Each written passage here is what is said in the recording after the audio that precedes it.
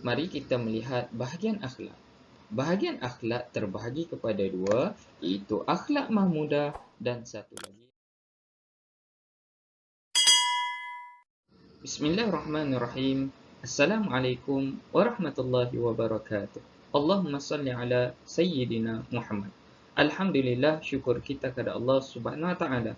Hari ini kita dapat bersama-sama untuk belajar pendidikan Islam tingkatan 1, khususnya dalam bidang akhlak, dalam pelajaran yang ke-27, iaitu akhlak terpuji, hiasan diri. Apa yang kita ingin capai hari ini adalah standard pembelajaran yang pertama, menyatakan maksud akhlak. Yang kedua, menjelaskan maksud akhlak mahmudah dan akhlak mazmumah berserta contoh-contohnya. Yang ketiga, menyatakan dalil naqli berkaitan kelebihan berakhlak mulia. Yang keempat, menerangkan tujuan memelihara akhlak. Dan yang kelima, menghuraikan implikasi tidak memelihara akhlak dalam kehidupan. Ayuh bersama saya untuk slide yang seterusnya. Pertama, marilah sama-sama kita melihat maksud akhlak.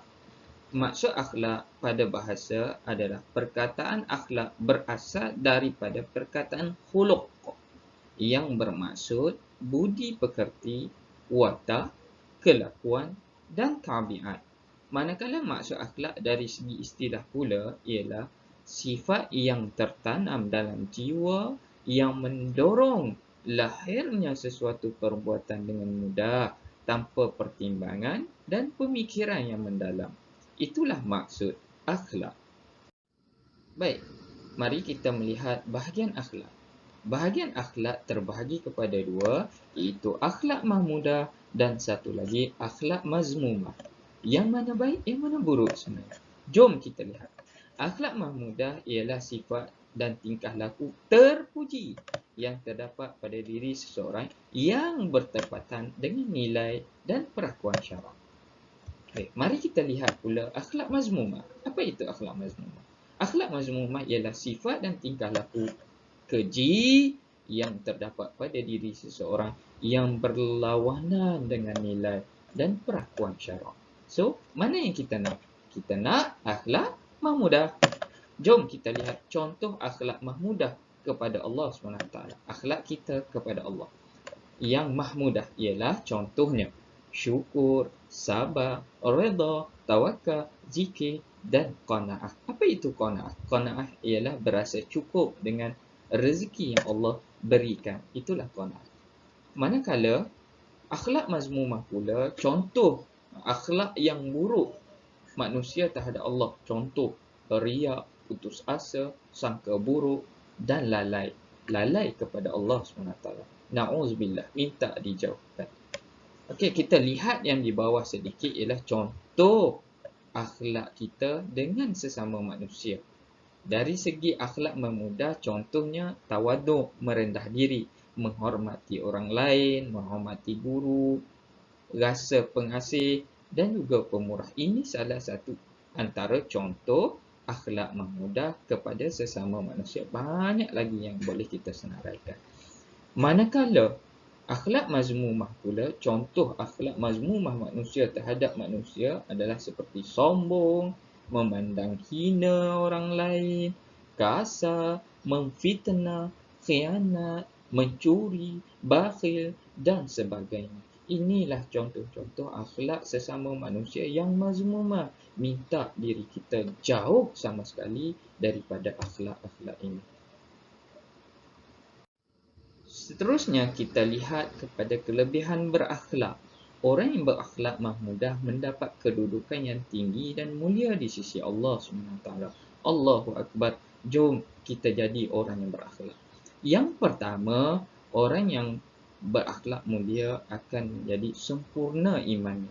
Mana dalil naqlinya? An Abi Hurairah radhiyallahu anhu qala Rasulullah sallallahu alaihi wasallam, akmalul mu'minina imanan ahsanuhum khuluq. Abu Hurairah radhiyallahu anhu menyatakan bahawa Rasulullah sallallahu alaihi wasallam bersabda, orang mukmin yang paling sempurna imannya ialah orang yang paling baik akhlaknya. Ini adalah dalam bahasa Rumi untuk rujukan rakan-rakan yang lain. InsyaAllah sempurna iman yang pertama. Seterusnya, kelebihan berakhlak yang kedua, mendapat pahala yang banyak. An Abi Darda anin Nabi sallallahu alaihi wasallam qala, "Ma min syai'in athqalu fil mizan min husnil khuluq." Abu Darda radhiyallahu anhu meriwayatkan bahawa Rasulullah sallallahu alaihi wasallam bersabda, tidak ada sesuatu yang lebih berat dalam timbangan di akhirat daripada keelokan akhlak. Marilah sama-sama kita memberatkan timbangan kita dengan akhlak yang indah, insya-Allah. Baik, kita pergi kepada kelebihan akhlak yang ketiga.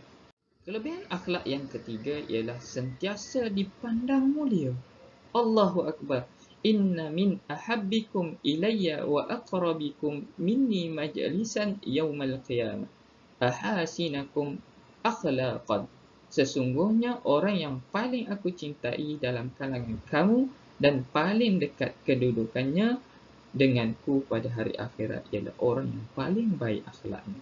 Ini adalah jaminan yang diberikan oleh Rasulullah sallallahu alaihi wasallam yang diriwayatkan oleh Jabir radhiyallahu anhu, bahawa Rasulullah mengatakan bahawa kita akan berada dekat dengannya sekiranya kita tergolong dalam golongan orang yang paling baik akhlaknya. Masya Allah, 3 kelebihan bagi orang berakhlak semua berdalilkan daripada dalil nakli daripada hadis Rasulullah sallallahu alaihi wasallam. Seterusnya kita lihat tujuan memelihara akhlak. Ada beberapa tujuan yang untuk memelihara akhlak adalah yang pertama, mewujudkan kehidupan yang aman dan harmoni antara sesama manusia. Malah yang kedua, mendapat kasih sayang Allah dan sentiasa diberkati. Yang ketiga, membentuk hubungan yang baik antara hamba dengan Allah, antara kita dengan Allah. Yang keempat, sentiasa berada dalam pemeliharaan Allah Subhanahu Wa Taala.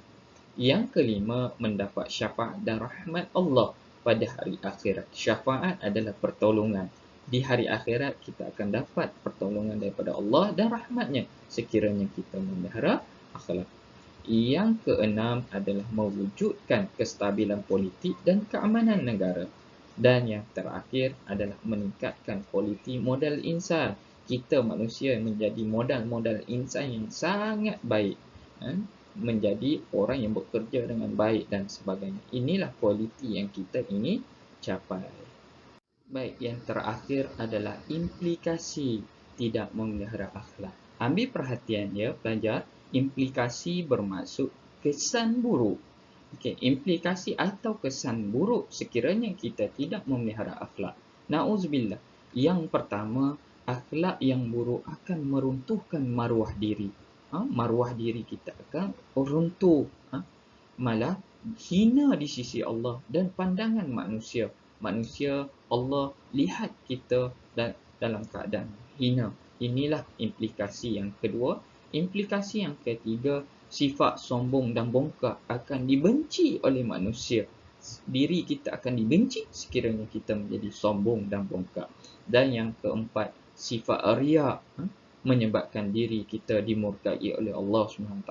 Malah sifat riya ini tergolong dalam golongan orang-orang yang melakukan syirik, iaitu syirik kecil.